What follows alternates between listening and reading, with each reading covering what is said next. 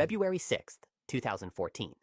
5 Finnish divers, Kai, Patrick, Vesa, Jari Huotarinen, and Jari Usimäki, stood on the frozen surface of Plura Lake, Norway. The cave is called Plura Grota, and it's no joke.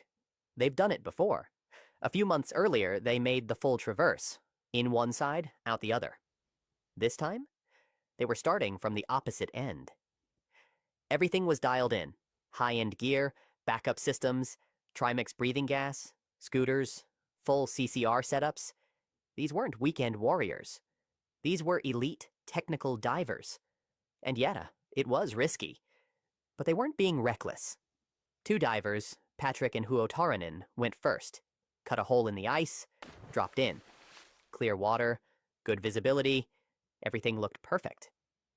They descended through tight, flooded tunnels, cruising on their scooters, dropping deeper and deeper until they hit the low point, about 443 feet down. Pretty wild.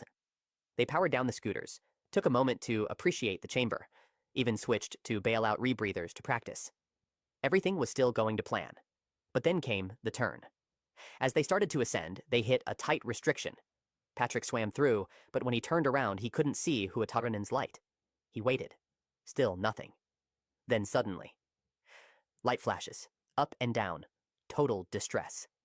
Huotarinen was stuck, panicking, and burning through oxygen. Patrick swam back, ditched a cylinder, moved his scooter, cleared a snag on Huotarinen's gear, but his friend was still freaking out. And bro, panic at that depth? You're not thinking, you're just surviving. Huotarinen was panicking hard, ripping his reg in and out like he couldn't decide whether to breathe or drown. Then suddenly, nothing. No mouthpiece. Just raw panic and open water. Patrick tried everything. Pressed a reg into his mouth, purged it, but Huotarinen inhaled water. That was it. Game over. And now Patrick's stuck too. His bailout gear? Still with Huotarinen's body. His dive computer tells him he needs over 6 hours of decompression to get out alive. No way to turn back. No way to warn the others. Just him. And 400 minutes of ice-cold water ahead. Meanwhile, the second team enters. Kai, Vesa, and Jari Yu. They fly through the system. Then Vesa freezes. Huotarinen's body is right there, blocking the only way forward.